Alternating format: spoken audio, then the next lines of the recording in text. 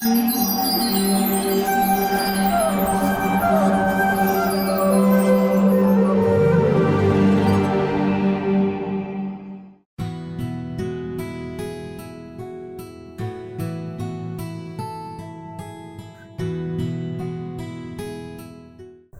Krishna. So, my personal times with Srila Prabhupada started in San Francisco in 1967 when Srila Prabhupada came to San Francisco and was brought before a very large audience of young people at the Avalon Ballroom in a concert that was organized by Shyam Sundar primarily, and also Mukunda and various devotees in San Francisco. So my first encounter was in that concert hall because I was attending to hear the music. But I did not realize at that time that there was an intermission. And during the intermission, Srila Prabhupada came into the concert hall. This was the first opportunity for me to have my own eyes rest upon the beautiful features of Srila Prabhupada. And what came to my mind immediately was the purity and the cleanliness and the beauty of Srila Prabhupada. I had seen pictures of him, I had been reading Back to Godhead magazines, but I had never imagined that someone could be in the world but so clearly not of this world. That was my first impression. Then after several years, I joined the temple in Detroit, Michigan, and my next personal encounter with Srila Prabhupada was in 1971 when Prabhupada came to Detroit for his first visit to Detroit. And I was given the privilege to offer Srila Prabhupada the garland when he sat down in the Vyasasana the first time he came in the temple. And what I recall then was Srila Prabhupada glancing towards me and just saying the word Jai. And that vibration that came from Prabhupada, I felt it coming from the spiritual world. It was a simple expression, just the word Jai, but it was so powerful. So that was my second impression with Srila Prabhupada. Then I came to India in 1972, joined the temple here in Mumbai. I was very, very privileged to be in Mumbai during those years from 1972 until 1981. Especially the years 72, 73, 74, 75. Srila Prabhupada spent a lot of time here in Mumbai. And because it was a great struggle, and there were so many forces that were working against the temple and against the success of this temple. And we all needed Srila Prabhupada's help. We were very dependent upon his personal guidance and his personal association. So I had many, many opportunities to see Srila Prabhupada, to sit with Prabhupada in the afternoon. Often, I think it was around 4 o'clock in the afternoon, Prabhupada would sit on the rooftop of his building, and he would be there welcoming guests, and devotees could come and sit sometimes for 2 hours, 3 hours. I would always try, when I would come to see Prabhupada, to bring someone to him, a life member or someone who I had met outside, because we wanted to share Prabhupada with everyone that we possibly could. I have many, many memories walking on Juhu Beach with Srila Prabhupada. I was, after 2 years of cooking in the hut, I became head pujari. That lasted for about 2 or 3 years. So oftentimes when Srila Prabhupada would walk, I would remain in the temple because I had pujari service, and I would have the privilege of opening the curtains of the deities after Srila Prabhupada's walk. This was the routine. Prabhupada would go on his walk at around 6 o'clock, and he would come back maybe 7 o'clock or thereabouts, and as soon as he would arrive back in the temple, then we would have greeting of the deities. And so my role was to open the curtains, blow the conch shell, and come out and offer Srila Prabhupada, or there would be an arti, and after the arti, it was just a dupe arti, I would come out and offer Srila Prabhupada some Charnamrita. So on one occasion, I was offering Prabhupada Charnamrita, and one drop fell on the ground. And Srila Prabhupada said, be very careful. Do not let Charnamrita drop on the ground. So I was very, very, very conscientious from that day until now that Charnamrita should be highly respected and should never touch the ground. And of course, immediately upon Prabhupada saying that, I went to the ground and I wiped it up with my dhoti.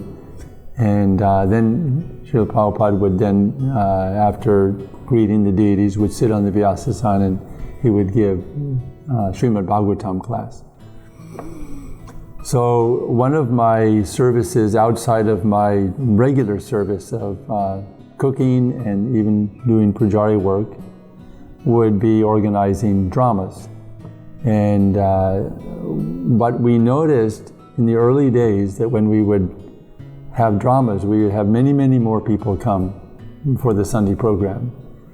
Like in 1972, I would say in that summer of 72, and even in the autumn time, we might have 15, 20 guests, maybe up to 30 guests. But after the temporary temple was constructed and we had a nice platform from which to perform dramas, that was where we really started organizing dramas. And we noticed that when we did, without any publicity, somehow the word would just spread through town and many, many people would come. Many, many more people than normal would come to see these plays.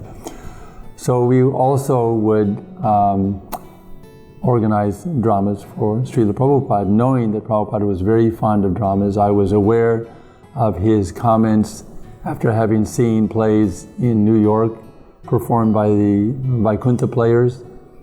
Prabhupada even made the comment once that these dramas are better than my books. And of course, we all know that these dramas are all based on Prabhupada's books and none different from his books, and are there to bring his books alive and to draw people's attentions to his books and to his teachings.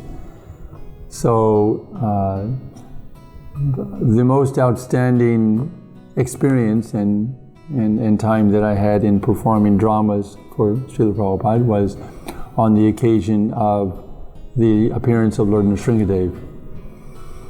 So we had perhaps a couple of weeks, if that, to plan and to organize the drama. So Srila Prabhupada came to was there with us on Nrsinga Chaturdasi. But before he came to the temple, and before anyone else had come to the temple, I had built a pillar out of paper mache, because the temporary temple that we had for several years while the construction work was going on had a pipe structure. So there were pipes in all four corners, holding up a roof which was sitting over the darshan mandap. And then beyond that was another structure which housed the deities, and then the large wooden doors separating the darshan mandap from the deities. So that darshan area was our stage. And so one devotee was playing the part of Lord Nrsingadev. His name is Bhagavat Das, and he had a wonderful voice for speaking.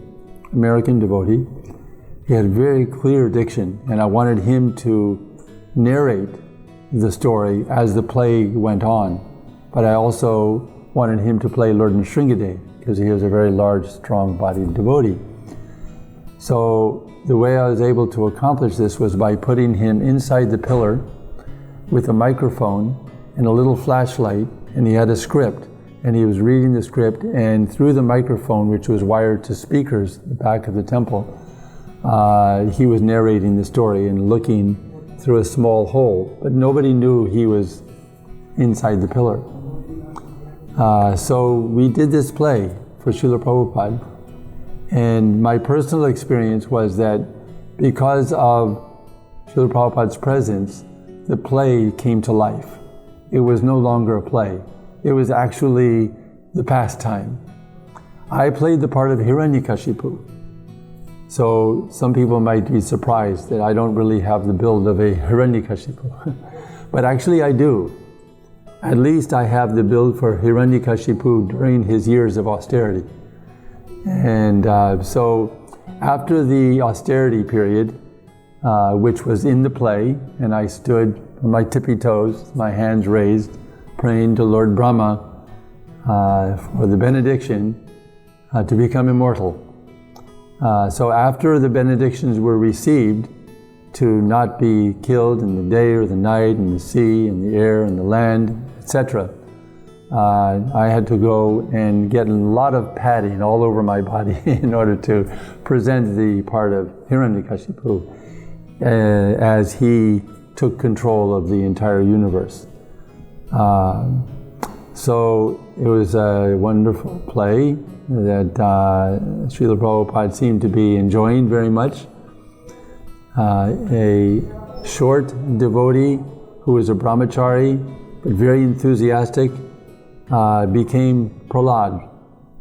He was Navyogender, Das Brahmachari.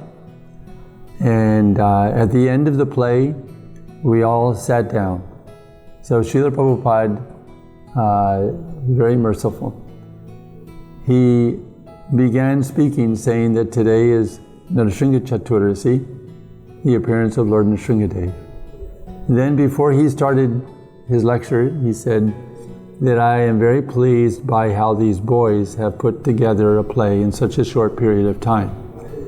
I was sitting about 3 or 4 feet from Srila Prabhupada. He was in the Vyasasana, and I was sitting on the floor of the temple. And then Srila Prabhupada said, and I would like to especially thank Mr. Hiranyakashipu. Prabhupada said, Mr. Hiranyakashipu has played his part very nicely. So obviously I was very moved.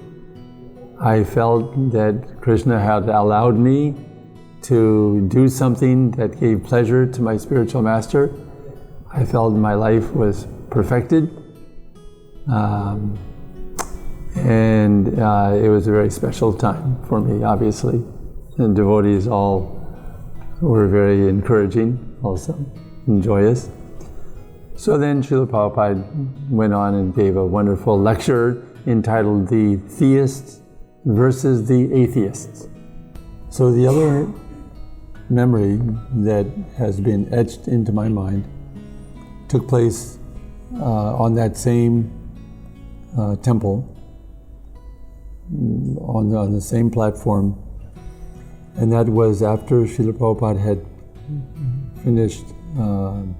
We'd had Guru Puja, Srila Prabhupada had given Srimad Bhagavatam class, and then Prabhupada got off of his Vyasasana and he had walked towards the edge of the temple and was looking out over the field. Still, the coconut trees were still there, and there was a building that had remained outside of ISKCON's possession after the rest of the property had been acquired. And it was a house that was owned by a man by the name of Mr. Ratnaparki. So we called it the Ratnaparki house. So since Srila Prabhupada's previous visit, that house had finally been acquired, and we had, were making use of the house. So I was living in first floor, not the ground floor, but the first floor up. And I recall sometimes, you would see Srila Prabhupada, just have a glimpse of Prabhupada, see a particular expression, and it would be so profound and so deep. So this is what I felt watching Srila Prabhupada look towards that house. But he seemed to be looking, to me, he was looking at the whole world. He was surveying the world. Prabhupada had such a thoughtful look on his face. And then Srila Prabhupada adjusted his lungi, and then he said, I want to see the house. So the devotees immediately kind of gathered behind him, and Srila Prabhupada started walking towards this house. This was very typical. Whenever anything new was constructed, Srila Prabhupada wanted to inspect it.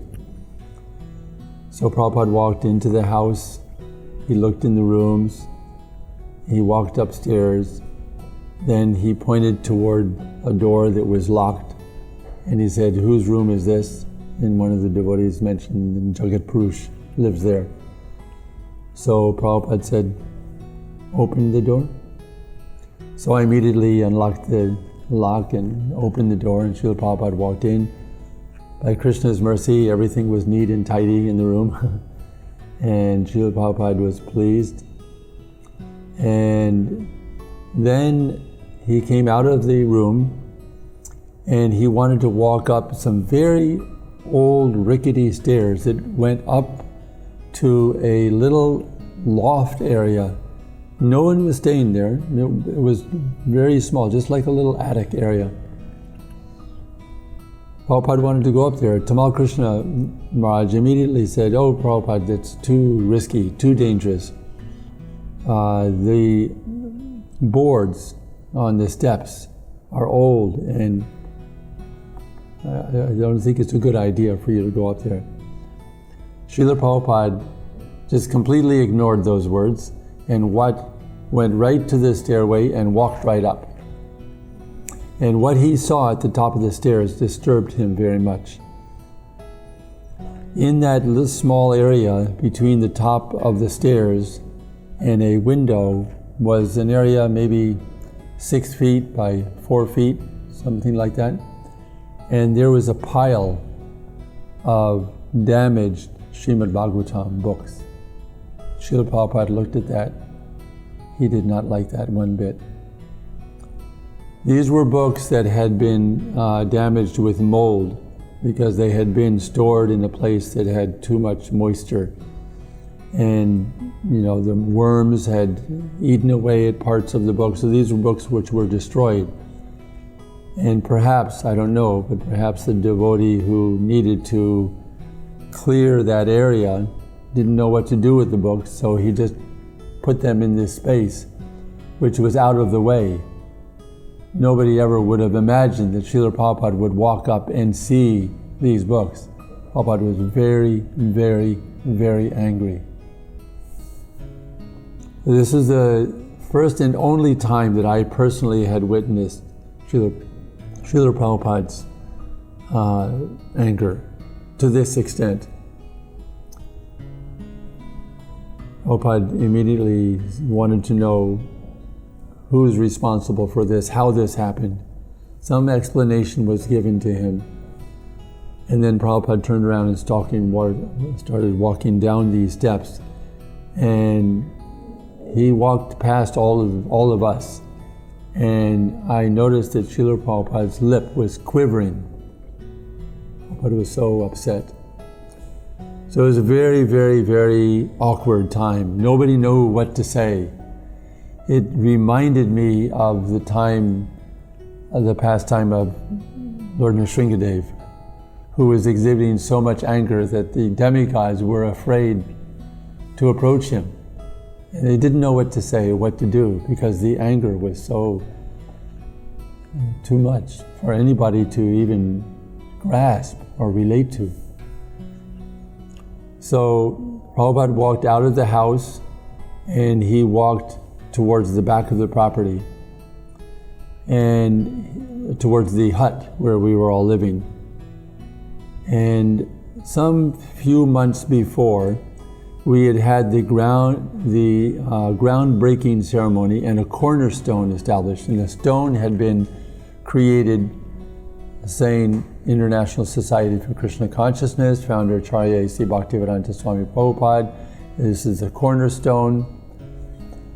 That stone somehow or other, since Prabhupada's previous visit, had broken in half and was lying on the ground outside the hut.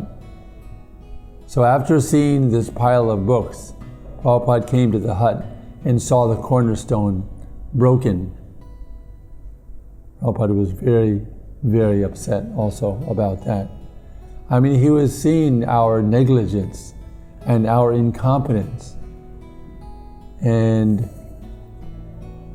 so Prabhupada went up to his quarters. We all went about our various services.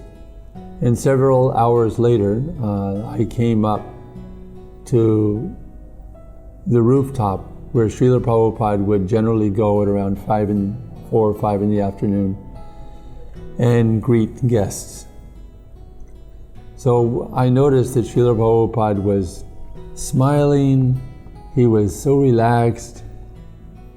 It was amazing contrast from what I had seen just 2-3 hours before. But I knew that the pure devotee, that the devotee's anger is not because of the modes of material nature.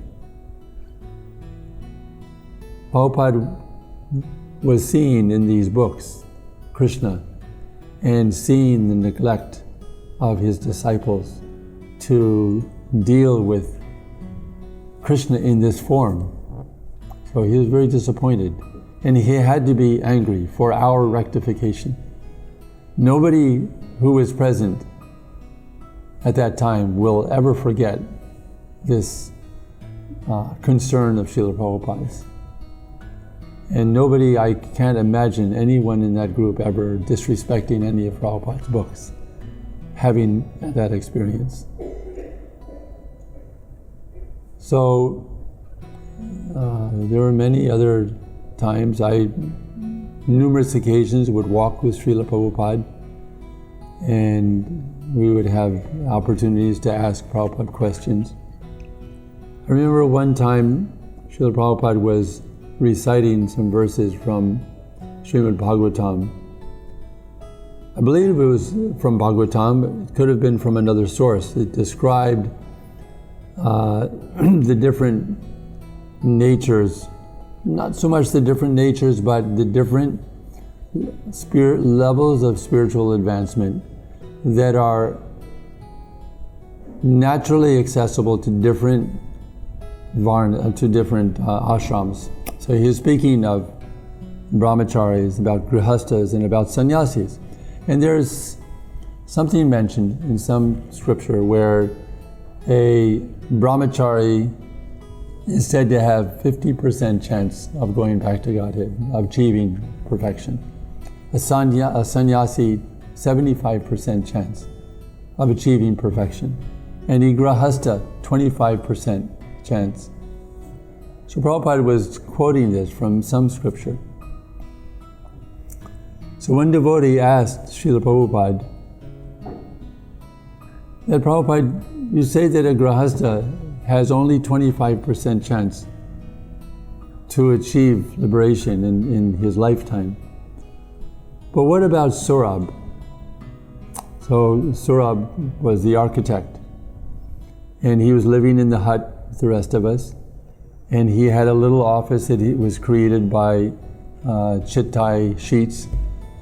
And from that little office that was maybe 4 feet by 6 feet, he was sitting on an orange crate and had a makeshift table made out of just found materials. And in that very austere environment, he was creating the design for this magnificent temple. And he was working probably 18 hours a day if not more. So this devotee asked Prabhupada, what about Saurabh? He's a grahastha. He's a householder. Does he have only 25% chance to achieve liberation, perfection, Krishna consciousness? Prabhupada stopped. In his typical fashion, would drive his cane into the sand. And he said, he is not a grahastha, he is a sannyasi. So we understood from that these divisions have to do with one's nature, has to do with one's consciousness. It doesn't have to do with one's dress. A sannyasi in dress is not necessarily a sannyasi. And a grahastha in dress is not necessarily a grahastha. Grahastha can be a sannyasi. Prabhupada very strongly illustrated that point. So there was another time later on after the construction work was going on. I suppose we were still living in the hut. We had the temporary temple. But perhaps the hut had been torn down because we needed to create a new kitchen. So there was a apartment complex up the road where we had a book go down. And Harikesh Maharaj was staying in Juhu for several months. He was quite ill. And he was staying in that, the go-down had been renovated, and there was a space, a place for him to stay and try and recuperate. But we had to have a new kitchen. So Harikesh Maharaj and I designed a kitchen in that space. And one day I was in that kitchen and I was preparing Rajbhog, and it was the day that Srila Prabhupada was to arrive. I was absorbed in my service, and so I was not able to go to the airport with the other devotees. But I felt satisfied that I was serving Prabhupada, and I felt that this is what Prabhupada would prefer me to do. But I was lamenting also that I wasn't having the opportunity to be with the devotees, to meet with Prabhupada. I would perhaps see him later in the evening or maybe the following day. And I knew that Srila Prabhupada would be, coming back soon, while I was just cleaning up the kitchen and had everything sort of in place after the Rajbhog offering. And then I heard some noises and some rustling outside, and suddenly the door of the kitchen opens and Srila Prabhupada is standing there. So I immediately offered my obeisances, and Srila Prabhupada walked right into the kitchen.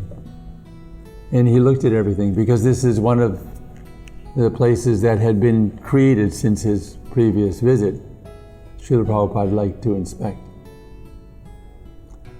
So fortunately, Prabhupada was very pleased. Everything was neat and tidy and everything was in its place. Prabhupada said, very nice. And Prabhupada left. So I felt very fortunate. I felt I had made the right decision not to try to adjust my service so that I could go and see Prabhupada. Because it is said that try not to see the Lord, but work in such a way, serve in such a way, the Lord will want to come and see you. So for me, even better than the Lord himself is the pure devotee. That if one serves the pure devotee sincerely, such a devotee will come and see you and recognize your service. So that was very enlivening. So also in Juhu we had, as I said, many opportunities to sit with Srila Prabhupada and listen to him speak ask questions. So once I brought a movie actor, because I had been preaching and making life members among various movie stars, producers, directors in Bollywood. And there was one actor by the name of, I believe it was Dev Kumar, and he was quite well known in the religious films. So he had played in Ramayana and in various such themed films. And he lived not far from the temple. So he'd become a life member, and I had often visited his apartment and invited him to come and meet with Srila Prabhupada. So I brought him and introduced him. Srila Prabhupada was speaking, answering questions, and someone came with a basket of mangoes. So one devotee, Srila Prabhupada asked one devotee to prepare the mangoes for distribution. And it was a Western devotee, I don't remember who it was, but he was struggling and cutting the mangoes in such a way that they could be distributed. And then Srila Prabhupada said, give the basket to Dev Kumar. So Dev Kumar was given a knife, he's given the mangoes, and he cut them up, removed the skins, put slices, and turned it inside out, and laid them all out in a large platter that way, that those who received the mangoes could very easily eat them.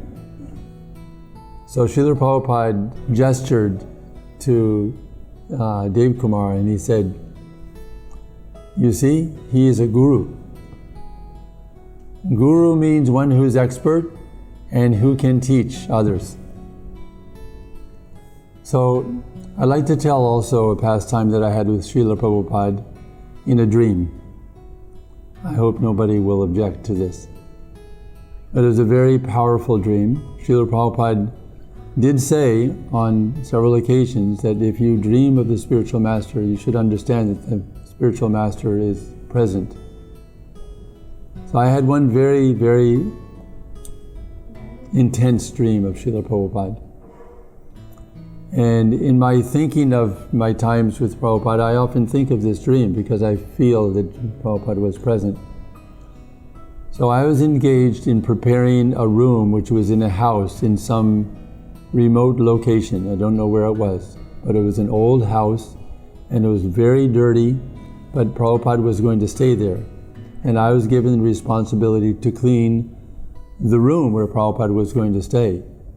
And it was filthy, full of dust and dirt and cobwebs, and so I was working for hours making this room clean. And finally, it all was cleaned and the bed was made. As I recall in the dream, there was only a bed and light fixtures and bare walls. And I made it as clean as I possibly could, and then Srila Prabhupada arrived with about 10 or 15 devotees. So Srila Prabhupada came in, and as he would typically do coming to a new place, he would walk all around the room and inspect. Actually, no. He first came in and he sat on the side of the bed and all the devotees sat at his lotus feet. And there was some interaction between Srila Prabhupada and the devotees. And after some time, Srila Prabhupada got up from the bed and then he started to walk around and inspect the room. And on the opposite side of the room where there was a door. And Srila Prabhupada opened the door and all the devotees were gathered around looking, watching Prabhupada and watching what Prabhupada was watching. So outside of this door was just vast fields and hills, very beautiful landscape. And in the far distance, there was some dust being raised. Prabhupada just stood there watching. And the devotees were wondering, what is it that's creating all this dust. And then we saw in the distance there were some creatures that were coming towards the house, and not one or two, but dozens of them. And as they got closer, we recognized that they're dinosaurs running towards the house. And devotees became afraid. They're running fast and they're coming quickly towards the house. What shall we do? We have to protect Prabhupada. Prabhupada turned around and said, bring some Mahaprasadam. So immediately a devotee came with a leaf cup full of rasgullas. And by the time Prabhupada had the leaf cup in his hand, the first dinosaur had arrived and put his head towards the door. And Srila Prabhupada threw a rasgulla into his mouth. And the dinosaur turned around and ran off. And then the next one came. And one by one, all the dinosaurs had rasgullas in their mouth. So that was my dream of Srila Prabhupada. So regarding the disturbances that took place and the difficulties that we had in dealing with the property, many devotees know this story of the great challenges that took place. But eventually those challenges were overcome. Mr. Nair, who was the great arch enemy of the temple because he had sold the property twice before he sold it to ISKCON, Srila Prabhupada asked for the devotees to immediately occupy the land, and then of course the rest was history. But I do recall that after the departure of Mr. Nair, next time Srila Prabhupada came, he wanted to have a meeting with Mrs. Nair. And he wanted to try and settle all of the property issues, talking with her.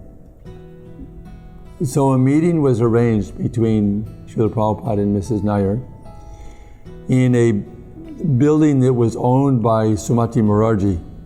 And between the temple property and the beach, there was this very nice bungalow. And it had a very nice thatched roof. And it was not the home of Sumati Morarji, but it was within her property, in one of her buildings. So that was the place that was designated for Prabhupada to have this historic meeting with Mrs. Nair in the hope that she would agree to hand over, the title and accept the final payment so that all the legal issues could be finalized. So I knew that this meeting was going to take place. And only, I believe, Tamal Krishna Maharaj, probably Giriraj Maharaj, I don't know, possibly Shruti Kirti, Prabhupada's servant, were in that building when this meeting was taking place. I only heard later on what actually did take place. But what I knew was that there was history in the making in this building. So I spent my time while the meeting was going on circumambulating this bungalow, chanting japa.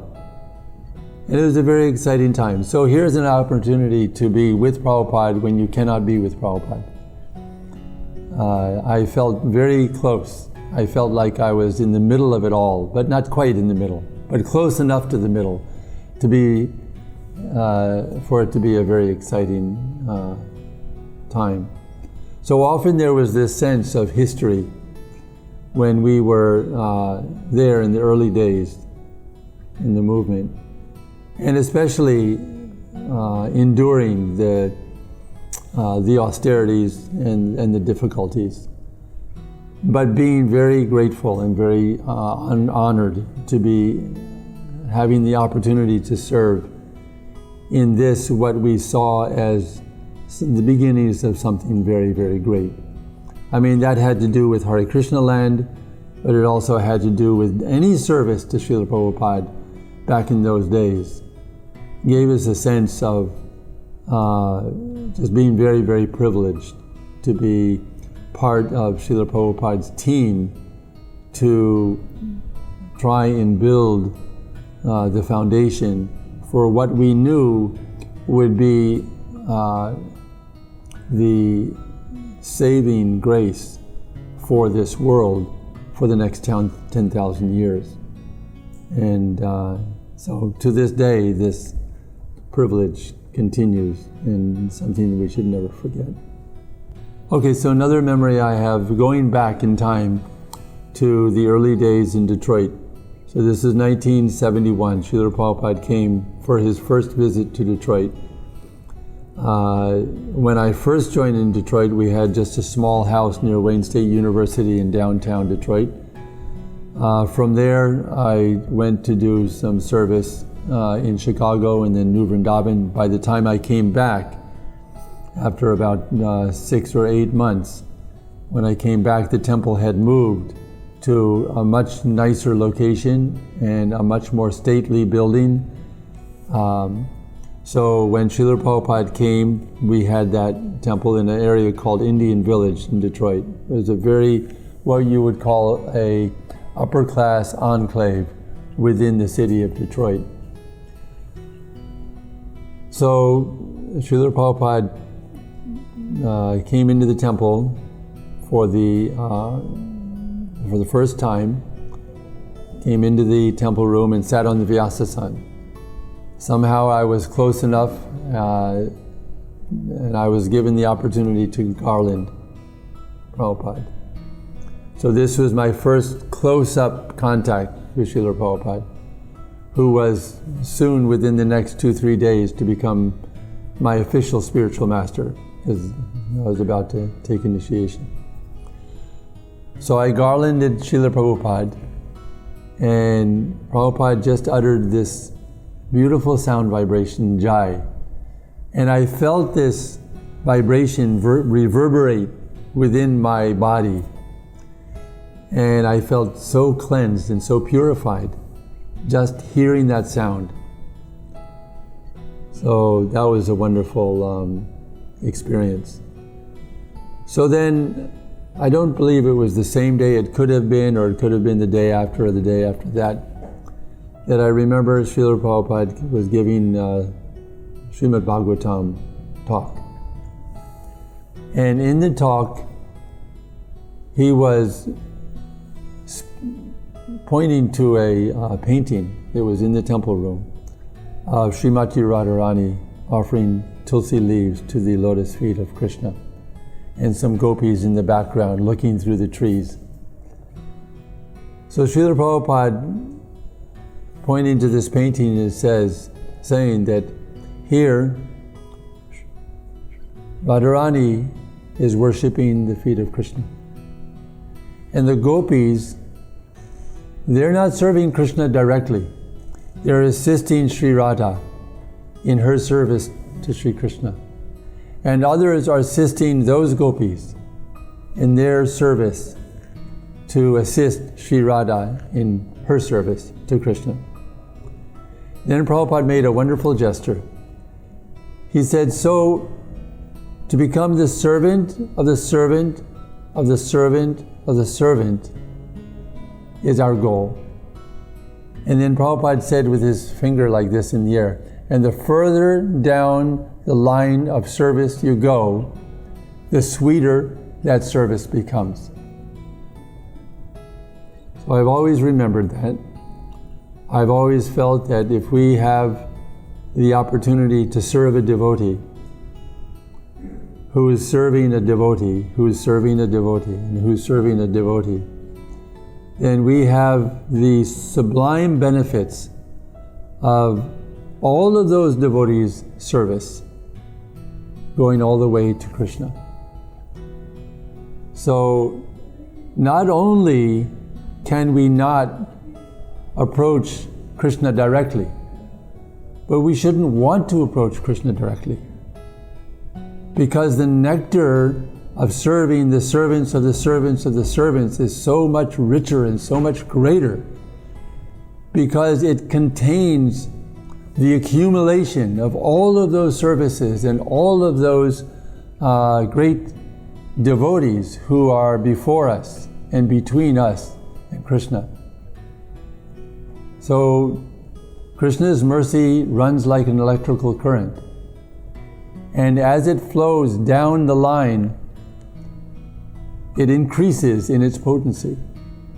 So the further down the line of service you go, the sweeter and the richer that service becomes.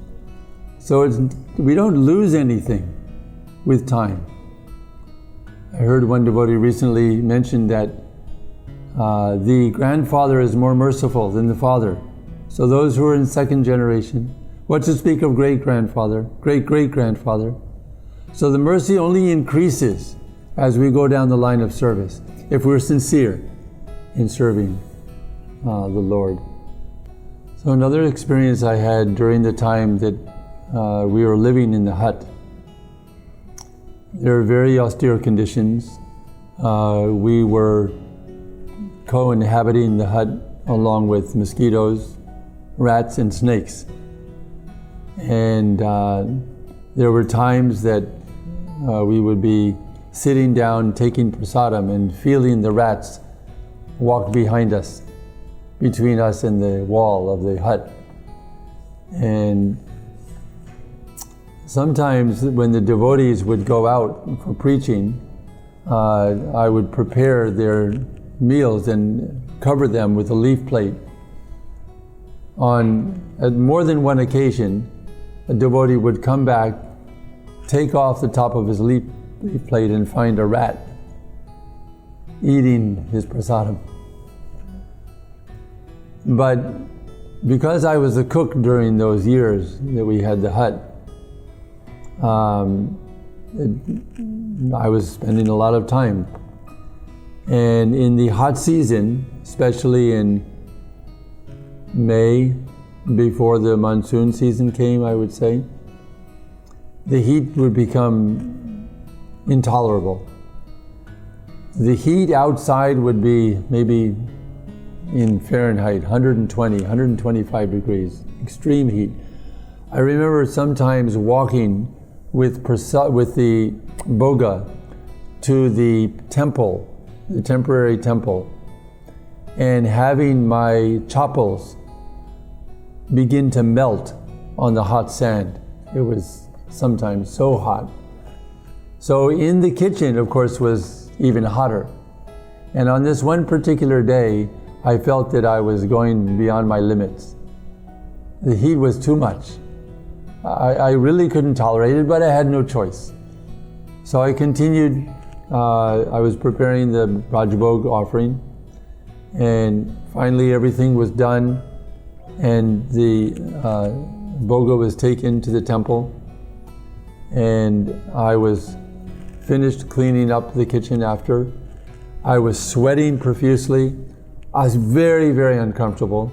I came out of the kitchen and I walked into the room, another room in the hut, and I was thinking, how can I find some relief? I can't take this anymore. It's too unbearable. No fans, no AC, there's nothing, no place to go to find relief from the heat. And as I was thinking this, I noticed a small picture of the deities, Radharani Bihari, that were on a little shelf on the side of the building. And near to that picture was a small peacock fan. Somehow or other I was inspired to pick up the peacock fan and to fan the picture of Radharani Bihari. And then I experienced a miracle. That as I was fanning them, I started to feel very cool, more and more. And I was thinking that they're feeling so much heat. Let me try to give them some comfort. And the more I did that, the more I felt myself comforted. And all the relief came to me. I didn't feel any discomfort at all. Then I was thinking, this is spiritual life. This is Krishna consciousness. If only I could have the sincerity and the conviction to serve in this way in everything that I did, then I actually become a devotee. So that's my memory of wonderful experience in the hut. So after the opening of the temple, we started having larger and larger crowds come, especially for our Sunday programs. Janmashtami was huge. And on one occasion, after 6 months or so after the opening, there was an incident that took place just outside the temple. One of our visitors who had come for darshan, his shoes had been stolen. But one chokidar had caught the thief. And he knew that from the very expensive type of shoes that this was an important VIP whose shoes were being stolen. And the chokidar wasn't too sure what to do with the thief. Whether he should be taken to the police station or... Then he decided that he'll wait until the gentleman comes out and claims his shoes, and the chokidar will ask him, what do you think, this person was caught stealing your shoes? What should we do? So when the gentleman came out to claim his shoes, he said to the chokidar, you should make a garland of shoes and put it on his neck, make him stand there. This will humiliate him, and this will be a better punishment than taking him to the police. So this was done. The chokidar had the garland of shoes, made him stand there. So we had at the time several tenants living in the back of the property who were illegal tenants. But very difficult to clear them off the property. There were laws that were protecting anyone who's living in a house. It's very difficult to evict, to move them out. So some of these young men, two of them, there was tension there between some of the tenants and the devotees, right from the early days. Because we set some rules that nobody could smoke. Of course, if they were in their own private home, they did whatever they wanted to do, but in any part of the property outside of their home, they couldn't smoke, they couldn't eat meat, they had to follow the principles. And there was resentment from some of the tenants that these new people coming in were having in their view, limiting their lifestyle. So they couldn't really take anything out on the devotees directly. They felt a little bit, that they didn't know how to deal with that. But the chokidars who were representing the devotees could speak the same language, they were from the same country, they could take out their anger. And they did from time to time take out their anger on the chokidars. So on this occasion, I believe they were brothers who came to chastise the chokidar for making this person stand there with a garland of shoes on his neck. And the chokidar was just standing his ground and was trying to explain to them, but they wouldn't listen, that this person was a thief and he's being punished in the appropriate way. But they were really giving him a very hard time.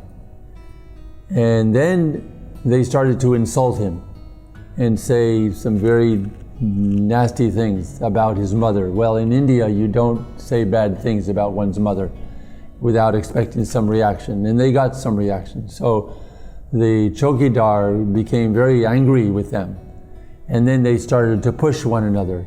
And it was the beginning of a very dangerous scene.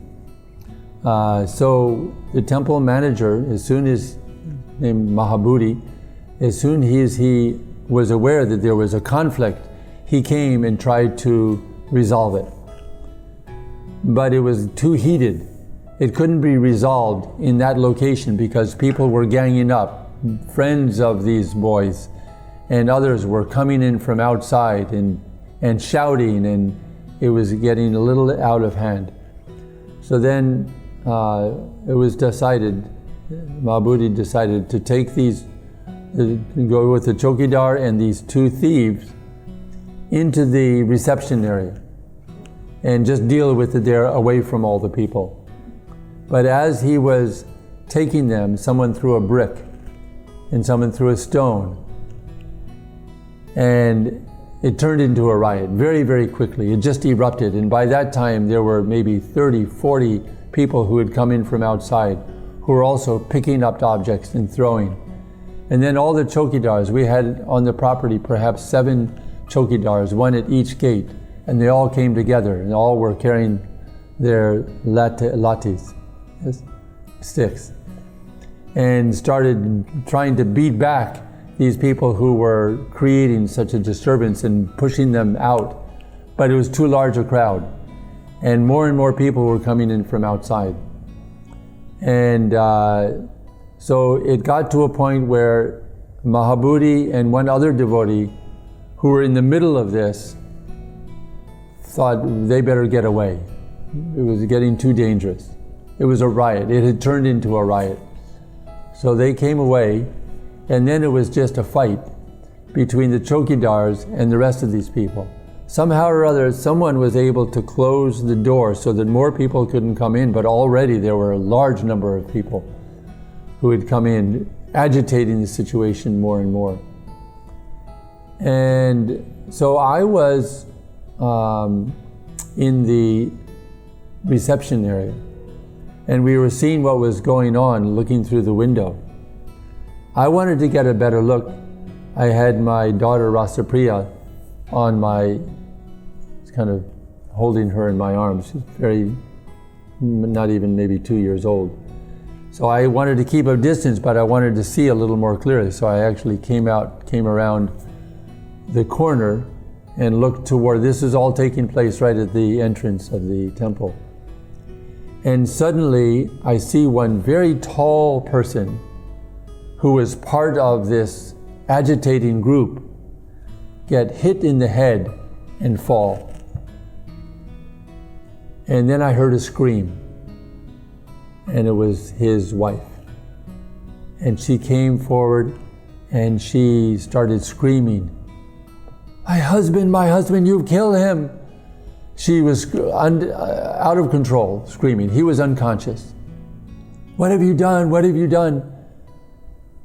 So then the anger really erupted, and people started picking up stones and throwing them at windows. At that point in time, I had to come away, because even though I was at a distance, it was dangerous to be anywhere outside. So I came back into the reception, and we were hearing glass break.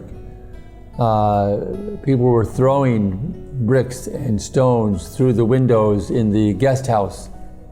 Then one devotee had the quick intelligence to exit from the reception area towards the temple by the courtyard. At that time, right near the restroom, there was the door, which I think is still there, but generally locked now. So he opened that, he went in and he got a long bar and he put it across the door so that if they tried to break in through the door, the main entrance of the temple, they would not be able to open the door. Well, moments after he did that, they were trying to push through the door. It was an angry mob, and they wanted to break everything in sight. And had they been successful in gaining entry into the temple, who knows, they would have broken all the dioramas, and they would have even tried to break the altar, the deities. They were out of control. But fortunately, they were not able to enter. So what happened then was eventually things calmed down. That person was taken to the hospital. Police came. They just talked with the devotees to find out what happened. And then everyone dispersed. Later that night, this person who was hit died in the hospital. So we had this was, as I said, after the opening, and although A.B. Nair was no longer there to give trouble to the devotees, but his chela, Pushpakant Matre, who he had raised as a boy and had groomed him into politics, and who had become the municipal corporator for the whole Juhu area, and who had become very wealthy, because if you wanted to build a hotel or you wanted to build a home, you had to give him a bribe. And Juhu was more and more becoming a very sought after area. So he hatched a plan. When he heard about all that had happened, he thought, here's my chance to get rid of these Westerners and to acquire the property. And he did this by, throughout the night, conspiring with the two boys who had been the initial agitators and one other person who was also participating in all this riot, and told them that they should bear witness in the court to say who it was that killed this person. And so they picked out all of the department heads, who were all foreigners. And the next morning, a friend of this Pushpakant Matre was an executive magistrate, and he had come on the property, and they had what they called a lineup. All the devotees were put into one large room, and one by one these witnesses came into the room and pointed out who it was that they witnessed beating this person to death. So they had 3 witnesses come, and they had already planned this out ahead of time, which individuals they would pick out. So Sridhar Swami and a devotee named Amogalila, a devotee named Ruchi Sevana, Mahabhuti, the temple manager, myself, I was running the Bhakti Kalakshetra at the time. So there were, as I recall, 5, perhaps 6 Western devotees, and then 2 chokidars. After all of this was done, we were put into a room, locked into a room. We had to wait for some time, and then the police came and said, we want to have your statement. We want to take you to the police station so that you can write down your version of what happened. So we said, okay. So we went in the police van to the Santa Cruz police station, and they took us into a room, and instead of asking us for our report, they just locked us into that room. They had already taken Mahabhuti ahead of us, and by the time we were in that locked room, Mahabhuti was put upstairs into the jail cell. And upstairs, which is the Santa Cruz lockup, as I recall, there are 4 jail cells, at least at that time. And there must have been close to 100 prisoners in these jail cells, and all the cells were pretty much filled up. So Mahabhuti was first to be put up there, and we were downstairs. And we were sitting there for hours and hours and hours, because we went there in the morning. The whole day passed. And we realized that there was some conspiracy here, and there was some collusion with the police to lock us up. But while we were sitting in that room, we could hear upstairs some really ecstatic kirtan. So we knew that Mahabhuti was up there. No other devotees were there, just Mahabhuti and about 100 prisoners. And we're hearing this lively kirtan. So we're feeling, oh, Krishna is in control of this whole situation. So we actually, we had each other's association, and we were happy, but it was a very strange situation. Then it was time for an arti. We thought, let's perform an arti. It was noontime. So there was some picture that was, I think it was as I recall, a calendar with a picture of Radha and Krishna. And so we had an arti. And everything was based on our imagination. You know, the ghee lamps and the chamra, everything. We didn't have any paraphernalia. But we had the arti, and we had kirtan. And we were just waiting to see what was going to happen. Eventually, the police unlocked the door and let us out. But they didn't let us out of the building. They took us upstairs. And they wanted to put us into a cell. Well, by that time, Mahabodhi had arranged with the prisoners, knowing that we were going to be brought upstairs and put into a cell, he arranged for the prisoners to clean out one cell, to make it nice and clean, and to move all of themselves to distribute into the other cells, so that one cell would be reserved for the devotees, as well as the two chokidars. So when we got upstairs, there was one empty cell. And it was very interesting that what we noticed on the wall at the end of the prison cell was a little sign. It was a label from some cookie package or something that said Kirtan Sagar. So we thought, oh, this is prophetic, the place of Kirtan. So we came up into our cell and we started Kirtan. So we remained there, and I don't recall the length of time, but it was more than 2 weeks. We were locked up in the cell. So one might think that this is, really unfortunate circumstances. But I must say that those days with the devotees in the prison cell were among the happiest days of my life. They wanted to serve us the prison food, but we refused. They said, you can't refuse, you have to eat. So I said, yeah, we'll eat, but we only eat Krishna Prasadam. So I said, well, there's no Krishna Prasadam here. You have to have the prison food. This is the rule. I said, well, you can keep your rules, but we're going to keep our principles, and we're not having any food unless it's Krishna Prasadam. So some time went by, and I think they discussed amongst themselves and got a little worried that, they have 5 or 6 foreigners in the jail cell, all from different countries, from Argentina, from Canada, from the US, and they didn't really want us to starve to death. That would have been a difficult situation for them.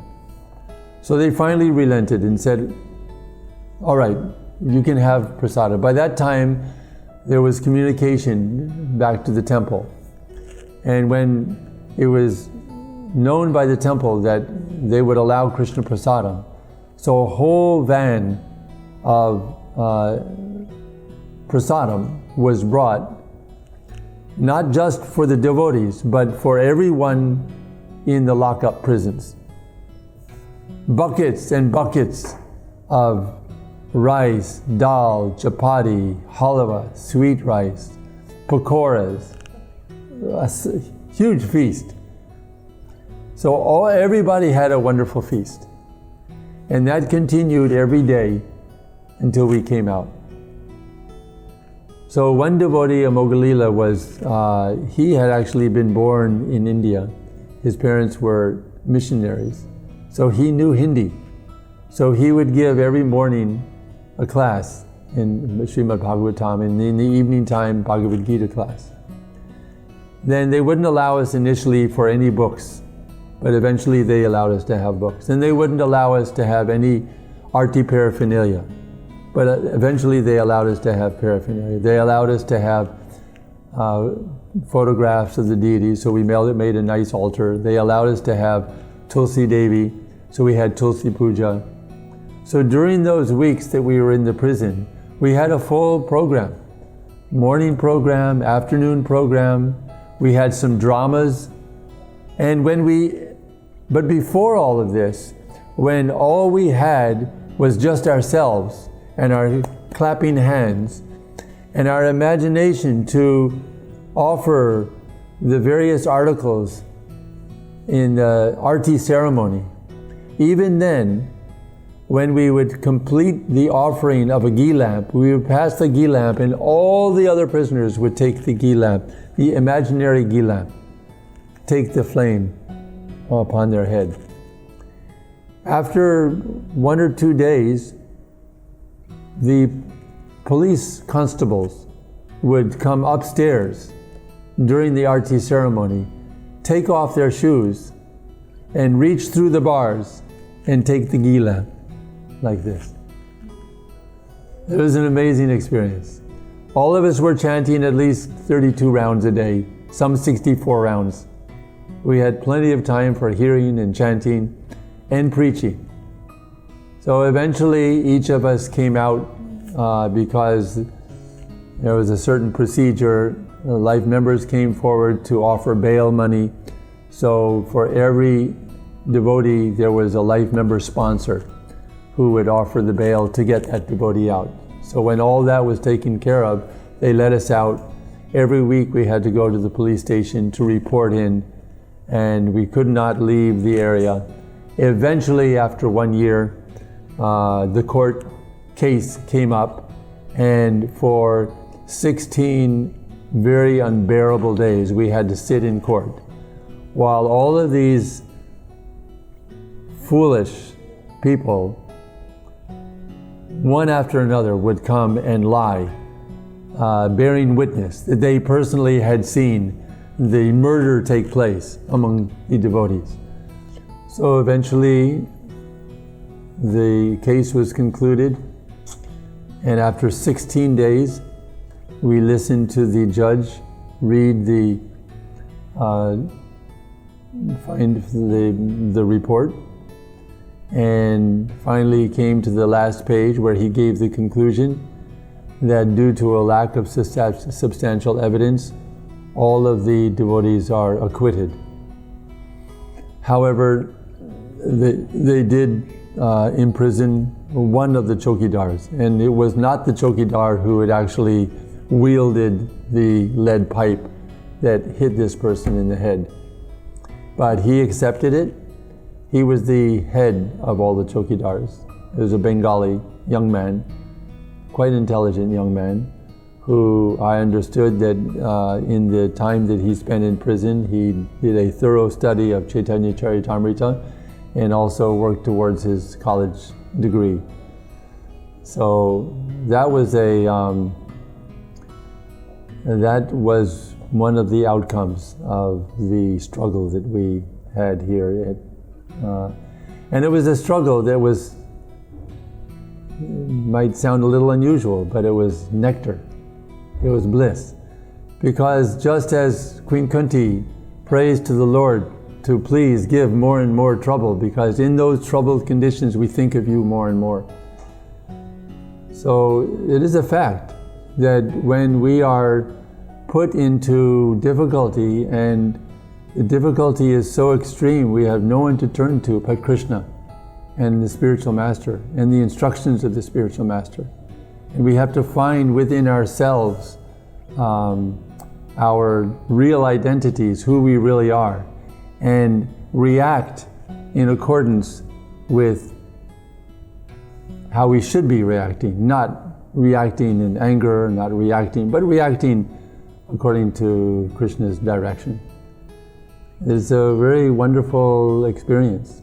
So all of my time in Juhu, the 10 years that I spent, were the most rewarding 10 years in this lifetime. I knew that when I left Detroit and came to Mumbai, that there would be some purification. And this is what I wanted. And fortunately, this is what I got. And it all came by Srila Prabhupada's mercy. Srila Prabhupada ki jai.